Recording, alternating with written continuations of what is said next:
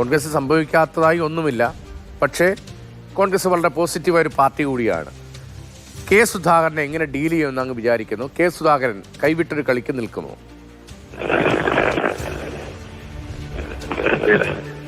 അനാരോഗ്യത്തിന്റെ ഒരുപാട് പ്രശ്നങ്ങളുണ്ട്. അതുകൊണ്ടാണ് അദ്ദേഹത്തെ KPCC പ്രസിഡന്റ് മാറ്റിയത്. ആ നടപടിയിൽ തന്നെ അദ്ദേഹം ഒട്ടും തൃപ്തനായിരുന്നില്ല. അദ്ദേഹം സന്തോഷത്തോടുകയല്ല ഇന്ദിരാഭവന്റെ ചുമതല സണ്ണി ജോസഫിനെ ഏൽപ്പിച്ചു. അതേ സമയത്ത് സണ്ണി ജോസഫ് ഇദ്ദേഹത്തിന്റെ ഒരു വിശ്വസ്തനാണ് എന്ന കാരണത്താലാണ് സണ്ണി ജോസഫ് ആണെങ്കിൽ മാറിക്കളയാം എന്ന രീതിയിലേക്ക് പുള്ളിയെത്തിയത്. പക്ഷേ ഒരിക്കൽ KPCC പ്രസിഡന്റ് സ്ഥാനത്ത് നിന്ന് നീക്കം ചെയ്തതിനു ശേഷം, അല്ലെങ്കിൽ അദ്ദേഹത്തെ സ്ഥാനത്ത് നിന്ന് മാറ്റിയതിനു ശേഷം അദ്ദേഹം അർഹിക്കുന്ന രീതിയിലുള്ള ഒരു ആദരവ് അവിടുന്ന് കൊടുത്തില്ല എന്നുള്ളതാണ് പുള്ളിയുടെ ശരിക്കുള്ള പരാതി. അല്ലാതെ നിയമസഭയ്ക്ക് മത്സരിക്കാതിരിക്കുക. സണ്ണി ജോസഫ് അടക്കമുള്ള സ്ഥാനാർത്ഥി പുതിയ ഭാരവാഹികൾ അദ്ദേഹത്തെ തൃണവൽക്കരിച്ചു.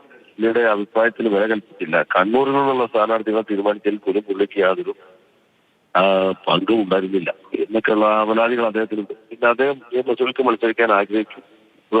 പക്ഷേ ഒറ്റ കാര്യം അങ്ങ് തുറന്നുള്ള ഒറ്റ കാര്യം അല്ല, കെ സുധാകരനൊക്കെ ഇങ്ങനെയാണോ ട്രീറ്റ് ചെയ്യേണ്ടത്? ഇപ്പോൾ എടക്കാട് നിന്ന് മത്സരിച്ചടക്കമുള്ള കാര്യങ്ങൾ നമ്മുടെ സ്ക്രീനിൽ എഴുതി കാണിക്കുന്നുണ്ട്.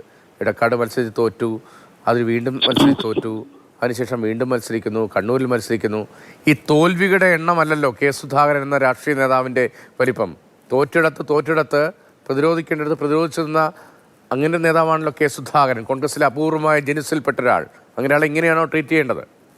തീർച്ചയായിട്ടും അല്ല. അദ്ദേഹത്തെ പോലെ മുതിർന്ന നേതാവെന്ന് മാത്രം വരും. അദ്ദേഹത്തെ പോലെ ഇത്രയും സംഘർഷഭരിതമായ ഒരു പൊതുജീവിതം നയിച്ച രാഷ്ട്രീയക്കാർ കേരളത്തിലുണ്ടാകും. കാരണം ശരിക്കും ജീവന് തന്നെ ഭീഷണിയുള്ള ഒരു സാഹചര്യത്തിൽ നിന്നാണ് അദ്ദേഹം വരുന്നത്. അദ്ദേഹം വിദ്യാർത്ഥി രാഷ്ട്രീയത്തിൽ നിന്ന് വന്നതാണ്. പിന്നീട് സംഘടനാ കോൺഗ്രസ്, പിന്നീട് ജനതാ പാർട്ടിയായി, പിന്നീട് ജനതാ പാർട്ടിയിലെ ഗോപാലൻ ഗ്രൂപ്പായി, ഗോപാലൻ കമലം ഗ്രൂപ്പ് പിന്നീട് കോൺഗ്രസിൽ ലയിച്ചപ്പോഴുള്ള അദ്ദേഹം കോൺഗ്രസ്സുകാരനാണ്.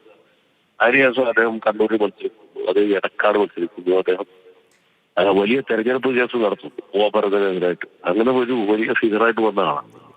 പിന്നെ തന്റെ ഇടത്തിന്റെ താൻ പൂരിമയുടെ ഒരു പ്രതീകമായിട്ട് CPM-കാരുടെ അക്രമത്തിനെതിരായിട്ട് ശക്തമായിട്ട് ഉറച്ചു നിൽക്കും. അങ്ങനെ അദ്ദേഹത്തിന് ഒരുപാട് ആരാധകരും ശിഷ്യന്മാരും ഒക്കെ ഉണ്ട്. തെരഞ്ഞെടുപ്പിൽ മത്സരിക്കലും തോക്കലൊന്നും പുള്ളിക്ക് വലിയ വിഷയമല്ല. എത്രയോ തെരഞ്ഞെടുപ്പിൽ തോറ്റിരുന്നു. വട്ടത്തിന്റെ പകുതി പോലും അദ്ദേഹം ജയിച്ചിട്ടില്ല.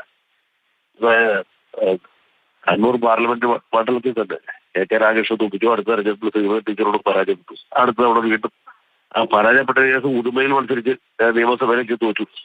വീണ്ടും പാർലമെന്റിലേക്ക് മത്സരിച്ചു, ജയിച്ചു. ഇക്കഴിഞ്ഞ തവണ വീണ്ടും ജയിച്ചു.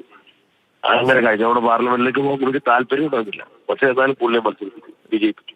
പിന്നെ KPCC ഒരു സന്നിഗ്ധ ഘട്ടത്തിലായിരുന്നപ്പോൾ ശക്തനായ കരുത്തനായ അണികൾക്ക് ആവേശം പകരുന്ന ഒരു പ്രസിഡന്റ് വേണമെന്നുള്ളപ്പോഴും അദ്ദേഹത്തെ പ്രസിഡന്റ് സ്ഥാനത്തേക്ക് കൊടുത്തു. അദ്ദേഹത്തിന്റെ നല്ല കാലമൊക്കെ കഴിഞ്ഞിരുന്നു.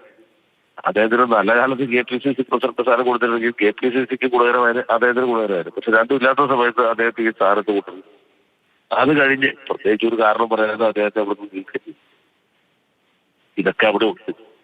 ഇതിനൊക്കെ കൂടി ആകത്തുകയായിട്ടാണ് അദ്ദേഹം ഇങ്ങനെ വല്ലാത്തൊരു അവസ്ഥയിലായിരുന്നു. ഈ രീതിയിൽ അങ്ങ് തിരക്കിലാണെന്ന് ഒറ്റ കാര്യം കൂടെ ചോദിച്ചു. ഈ സ്ഥാനാർത്ഥി പട്ടികയെ അങ്ങ് എങ്ങനെ നോക്കിക്കാണുന്നു? ആരെങ്കിലും ഏതെങ്കിലും വിഭാഗത്തെ വെട്ടിനിരത്തിയതാണോ? പഴയ ഗ്രൂപ്പിക്കേഷനൊക്കെ മാറി ഗ്രൂപ്പേ ഇല്ല എന്ന് പറയുന്നിടത്ത് എന്താണ് ഈ നടക്കുന്നത്? അക്കാര്യത്തിൽ വെട്ടിനിരത്തിലാണോ?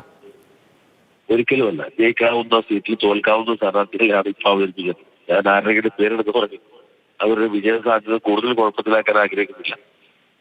പല സ്ഥലത്ത് സിറ്റിംഗ് MLA-മാർക്ക് വീണ്ടും സീറ്റ് കൊടുത്ത് ഒഴിച്ചാൽ ബാക്കിയെല്ലാം തന്നെ ഈ വിലക്ഷണമായ രീതിയിലാണ് സ്ഥാനാർത്ഥികളെ കണ്ടത്.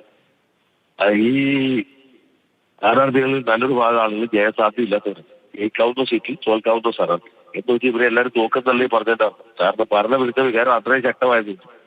ഈ സാധ്യതയില്ലാത്ത സ്ഥാനാർത്ഥികൾ തന്നെ നല്ലൊരു ഭാഗം ജയിച്ചു പോകാൻ സാധ്യത. ശരി, നന്ദി ശ്രീ അഡ്വക്കേറ്റ് ജയശങ്കർ.